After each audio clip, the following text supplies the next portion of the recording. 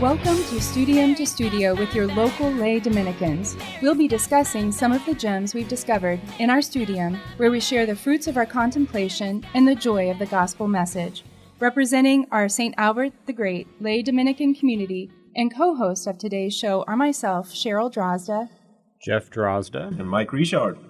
Nice to have you with us, Mike. And today we're going to be discussing the power of the Rosary, the prayer that is so powerful that it's actually gotten some attention in the media lately as a weapon, and we know it is a spiritual weapon. So let's get started on some of the ways that this has affected and made an impact on our lives. Yeah, well, from my perspective, I can go first, but growing up in South Louisiana as a little Cajun boy, I think of my paternal grandmother. And she was a beautiful witness of faith, but an especially beautiful witness of the Rosary. And anytime anything would go wrong, the weather would get bad, or if we were struggling, anything like that, her number one thing would always be, "Where's the Rosary? Grab my Rosary and pray a Rosary." And then you'd hear, the thunder and lightning, and then you'd hear in the back, in the back corner, she's starting it in French, and then it's like, okay, well, if my mom can do it, I can too. And so, through the years, I can remember being a child even, and, being in my mother's house and being upset about something, and her telling me to call my dad's mom, my grandmother, and why don't you call my mom and tell her to pray a rosary for you? And then I always felt better, So just as a young child, it started for me there. I even wore my Rosary Club shirt, my St. Dominic Rosary Club, 1997. I was 8 years old. That's the year I got my rosary. Oh, wow. So that's the year I was inducted into the Rosary Club. I made my first communion, and that's when I really first started praying the rosary. So, for me, it kind of started as a young age. Over time, kind of grew away from it, grew away from the faith, and then as I reverted back about 5 or 6 years ago, my wife and I really, that was the first thing that pulled us in, is that, okay, well, we gotta start praying the rosary again, because, that was just what we always did. But then that's when Our Lady kind of really started digging in and finding, okay, well, here's all these mysteries, and here's how they apply to you in your life when you start meditating on them. Nice. And here's, my son's sorrowful mysteries, and it's like Mary holding you by the hand while you're sitting in the garden, and you're watching Jesus, and you're contemplating this and the agony that he suffered for you, and then some people may say, there's common misconceptions about the rosary being a vain, repetitious prayer. It is vain, repetitious if you just only sit and say Hail Marys and stare at a wall. I guess that would be, is that edifying? Maybe in some cases it could be, but if you're really thinking and meditating and contemplating on what the mysteries represent and the walk through the gospel that they are, Mary holding your hand and leading you through that, and her suffering the things and being joyful about things and the glorious things, you see all of that. It all unfolds for you right there in the gospel.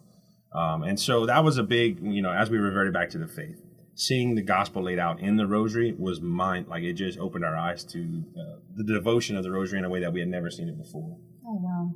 So, and then fast forward to becoming a lay Dominican formation, learning that the Dominican rosary the rosary actually is a Dominican tool, right? Yeah. And so it was a big tool used for conversion. So it's we're the only Dominicans here, so we can lay claim to the rosary being a Dominican devotion. That's right. No one can argue against it right now. It's just us. That's right. Well, we do know when St. Dominic was fighting the Albigensian heresy, that he definitely had the rosary around and was using the mysteries as a teaching tool. And we really feel that that's how it was promulgated, from just saying the prayers and so forth, as to into the meditation part, where we'd actually meditate on the teachings too. Right. So. And previously, before Our Lady, appeared to St. Dominic and asked for him to, promote the rosary, it was known as the Marian Psalter. Mm-hmm. And so when she appeared to him, her words were, "Pray my Psalter." Mm-hmm. And for those of us in the Dominican community, we have a priest that's in the southern province, And Friar Mariano, he has been doing an apostolate for years, and it's called Pray My Psalter. And it was his main apostolate at the time was to promote the Rosary, just like St. Dominic did. So even today, we look at the Rosary as a weapon, as a prayer. For those of you familiar with the Dominicans always wear their Rosary on their left-hand side.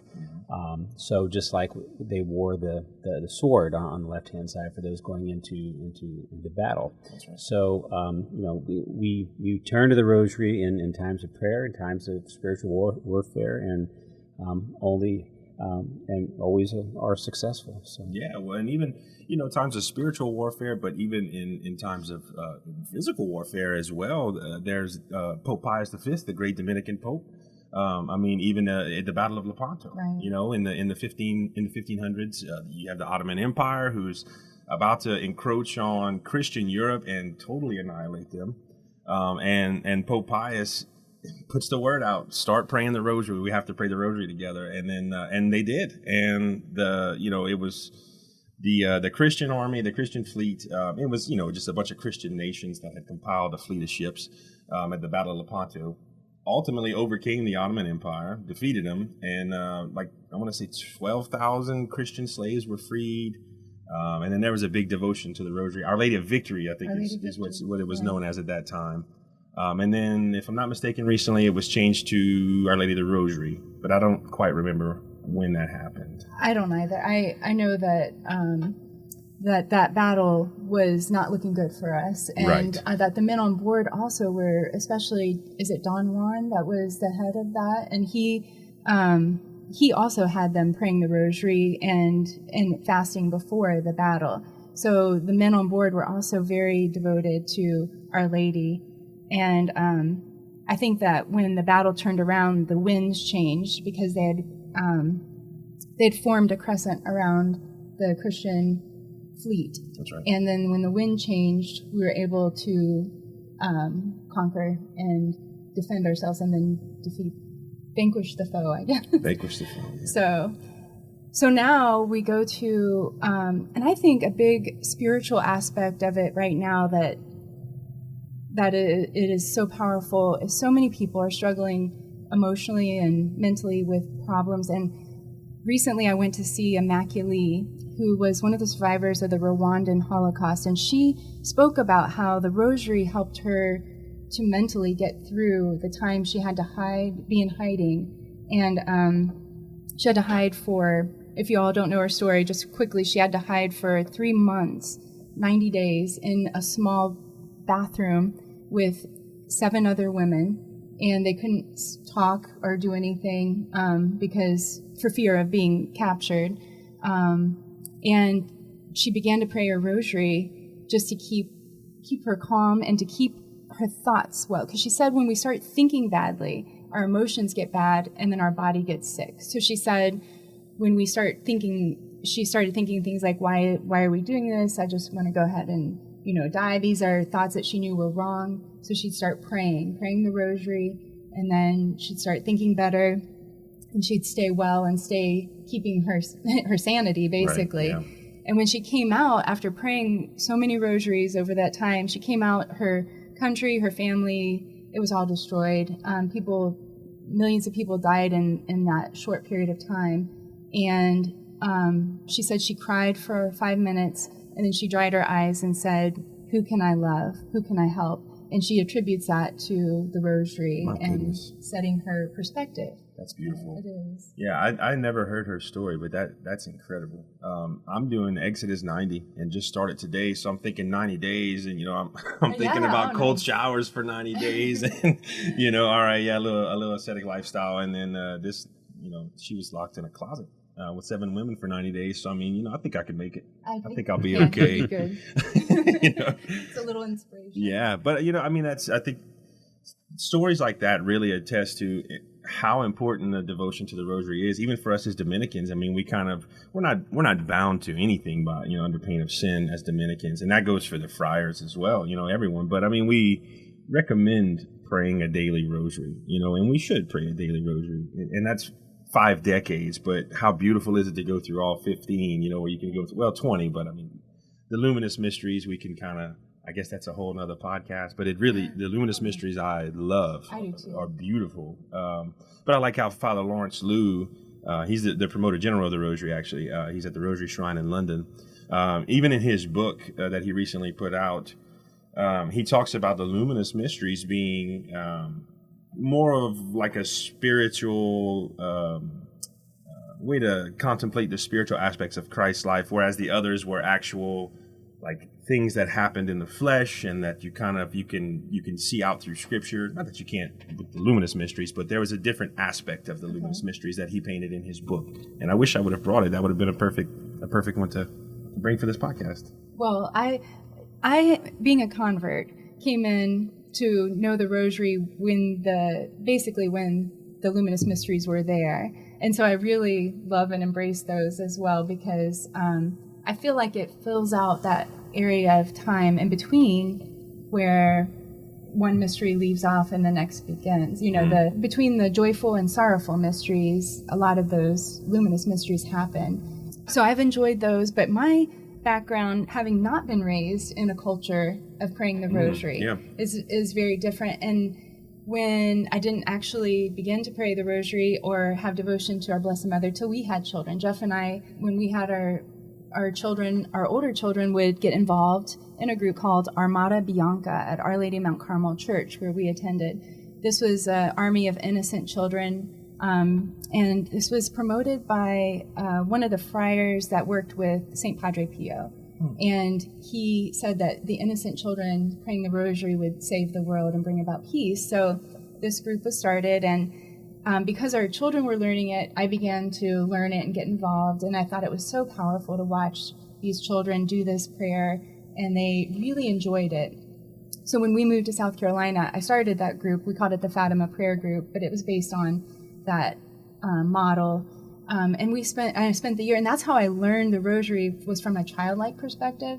Now that I have no little kids, I'm like kind of getting a new idea of what it is, but in a way, I don't want to let go of some of that childlike perspective. I see one of our daughters still drawing and writing during it, and I think that's not bad. You can do that too, and have a good prayer time, and actually beautiful. Help focus your meditation if you're doing that, writing and drawing. Absolutely, yeah. And some of the things, I like to, even at work, I'm able to incorporate it into we have to do a daily kind of walkabout in the parking lot just to make sure that everything's safe outside, and I can typically do that alone, and I'm able to I can walk around and look at the stop signs and the crosswalks and make sure everything looks okay, but I'm able to do it with Mary, holding her hand, and I'm able to think and contemplate on Jesus. I'm able to think about the things in his life and how those are impacting me that day. Like I may be having a sorrowful day, but I'm praying a joyful mystery, and I think about the nativity at Bethlehem, and I think about how Joseph must have felt in that moment, and then all of those things as a father, and then suddenly I start to come out of that. There may be a peace about my day, or a certain normalcy now that I'm able to. It's just kind of it's a rhythm that if I don't kind of hit the stride and get in the rhythm, that it throws everything out of whack, I feel. And my wife says the same thing, and whenever we pray a rosary together, even as a family, it's like, man, to me, it feels like just 10 times more powerful. It's just, we're united in prayer with Our Lady, who's pointing us back to our Lord, and we're all meditating on these things. My goodness, how powerful is that, You're listening to Studium to Studio with our Third Order Dominicans, or lay Dominicans here in Lafayette, Louisiana, based out of Our Lady of Wisdom Church on campus, and it's Christ Our King Radio, 90.5 FM, 99.5 FM, and 1230 AM.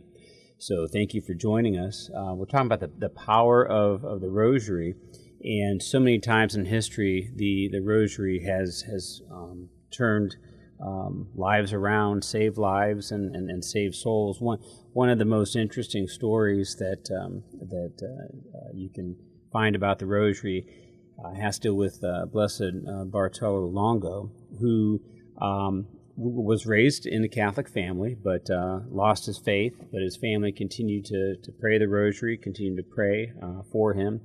And he would, I guess what we'd say, he fell off the deep end. He actually became a priest of Satan. And even though his parents may have thought that he was lost, they continued to pray the rosary, and he eventually came back to the church and repented and realized that he needed to promote the rosary as well. So when he came back to the church, he became a third order Dominican and took the name Brother Rosario, and began promoting the rosary across the country, in Italy at the time. And it's just such an inspirational story, because we were talking about folks with mental illnesses and folks who might find themselves in despair. And I look at Blessed Bartolo Longo, who went from Satanist to a fantastic Dominican, promoting the rosary, promoting the faith. Now a saint. And now a saint. And it was in the Knights of the Holy Sepulchre.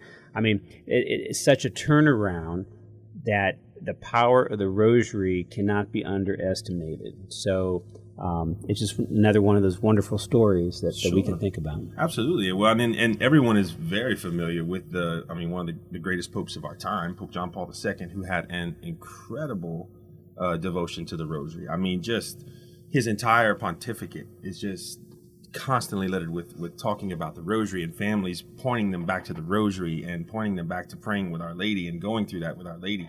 That's I know a lot of families who have a conversion story based on Pope John Paul II and his preaching of the rosary and leading people in praying the rosary. Even Pope Benedict XVI recently, rest in peace, he's had a great devotion to the rosary as well. And you were mentioning earlier about praying the rosary in different languages, and something that we do at our house is we prayed in English. The kids are learning Latin in school, which challenges my wife and I to learn Latin because we never really had to. And so then we also we do some in French as well. We use Louisiana French, which is almost identical to standard French. But you were saying earlier that y'all do different languages at home as well. We do, and that's how, when you brought up Pope Benedict and his passing, just last night we went ahead and did one of the decades in German, praying the Hail Mary, particularly because it was the Ascension, and we were praying for the repose of the soul of Pope Benedict, and I thought it appropriate, since we knew it in German, to do that in his native language. So, do y'all have German in your family?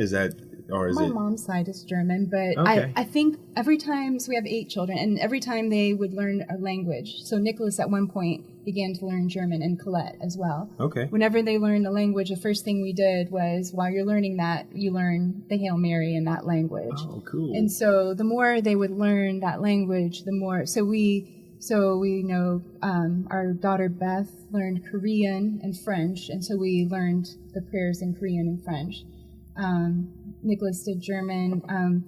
Several of our kids are doing Spanish, so we know it in Spanish. And then, of course, we know it in Latin, just because, well, with homeschooling and with the kids in classical education, we've done the Latin for some time. So. Yeah, man, y'all are parenting goals. I gotta write this stuff down, We're still working on it. Yeah, that's why they call it goals. Goals, that's right, goals. Yeah, that's awesome. I love that. Yeah. So, but you tied that into the tongues, the gift of tongues, speaking in tongues, and I thought that was beautiful. I had never considered learning, in other languages besides English, Latin, French, but that's something that we should look at as a family. I never even considered that. That's really neat, because we know that everyone is praying that because in the Universal Church, and we know that Our Lady came to so many people, and it's beautiful that she came to them as their people, right? That's right. Our Lady of Lavang, Our Lady of Cabejo, which is where in Rwanda, where Immaculate's from. Our Lady of Guadalupe. I mean, she comes with a familiarity to the people of that area because she is such a good mother. Sure. And I feel like when we pray and we add these other languages in, we're remembering that we're praying with others that are in this battle with us. Absolutely. Yeah, the entire Universal Church, we all pray together. And I love, whenever I went to the the Shrine of the Immaculate Conception, or the Basilica of the Immaculate Conception, rather, in Washington, D.C. a few years ago. There's a shrine to each of the apparitions of Our Lady within, or a chapel rather, within each of the basilicas. And there was quite a few that I didn't even know happened. And when I start looking at them, she always has the rosary with her, and even in Fatima, what does she tell her? She says, pray the rosary, to pray my Psalter. Same thing. I mean, she doesn't tell them to pray the Psalter. That's what she tells St. Dominic. But, same concept. And so I thought that was amazing that I started learning over time that whenever Our Lady appears to, someone in Japan or the United States or Europe, wherever it may be, right, she appears as the loving mother, and it's like they're looking at their mother. Yes. Which I think is beautiful. It is. And she's always, even in the book of Revelation and in many apparitions, she appears, she's standing on the moon, right? So what does the moon do? How do you see the moon? It reflects the sun, right? And so they say that's what Mary is doing. She's reflecting the sun, especially when we're praying the rosary. She's always bringing us back to Jesus. She's always pointing us right back to Jesus. Well, and we were talking about the languages, and when you just said, one thing I did forget, one language is Hebrew. So I don't know the Hail Mary in Hebrew, but I do know the Our Father in Hebrew.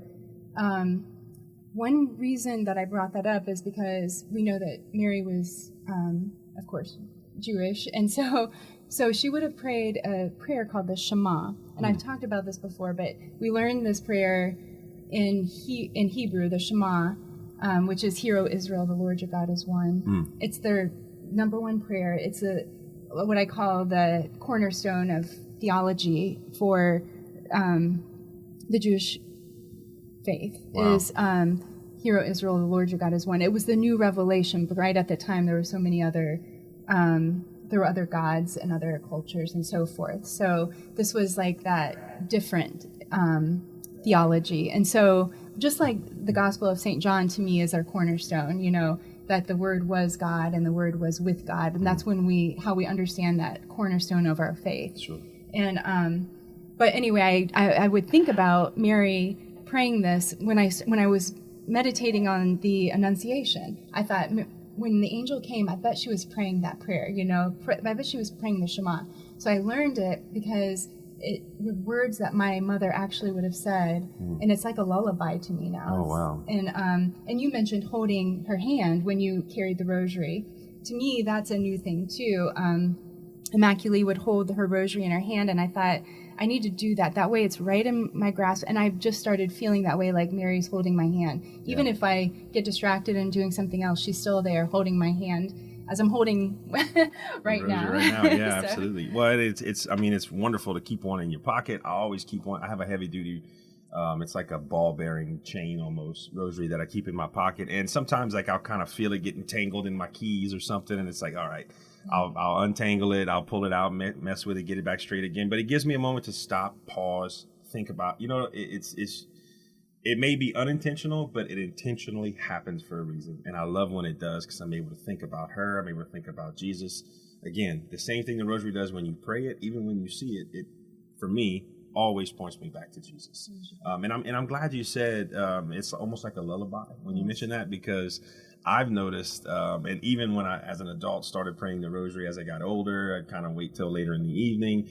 I would get very sleepy and almost always fall asleep in the middle of the rosary. And I felt bad. I felt convicted about it. And I would talk to my wife about it. I was like, man, I can't even stay awake to pray. And I don't remember who it was, but it was a priest I had spoken to. He was like, oh, well, don't let that bother you. That's just your mother putting you to sleep. That's all it is, nice. So I was like, okay, I can deal with that then. So that's kind of a different perspective now. I did start being a bit more disciplined and waking up a little bit earlier to pray, but just to say. Well, speaking of discipline in that area, Immaculée had a story about a friend who really was worried about her brother not getting back into his country. It was a big ordeal. I don't know all the details, but I do know that she was so worried that they weren't going to allow him to have his visa, and Immaculée, she wasn't Catholic, and immaculate. She called immaculate. She's like, I need you to teach me how to pray that rosary. I know how powerful it is.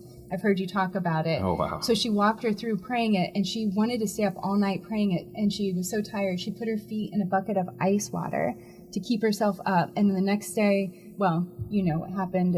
He was able to get back into the country, and that was a miracle, and also taught somebody who's not even Catholic the power of the rosary. Yeah, and our Blessed Mother is a mother to everyone. Yeah, well, you know, I remember a very Protestant pastor or non-denominational pastor locally around here in, you know, Lafayette, Louisiana recently. A few years ago, he was saying, and it was kind of something he was saying in passing, but he was like, you know, man, you could come to South Louisiana from Mardi Gras and walk down Johnson Street that's all barricaded off and get nailed in the face by a drunk guy for saying something bad about Mary.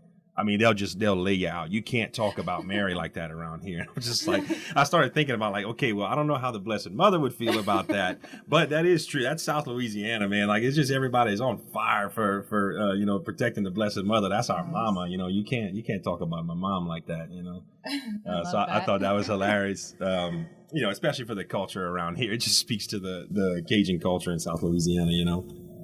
Well, that's beautiful, and it's probably a great way to wrap up. We could go on and on, I know, about our Blessed Mother. And I do know one more thing before we wrap up. Your uncle who passed away recently, he had a devotion to the Blessed Mother. He did, and I didn't really realize that until he passed away. But my aunt was telling me that. But I noticed at his funeral that he had a rosary on his hands, which is pretty normal for Catholics around here.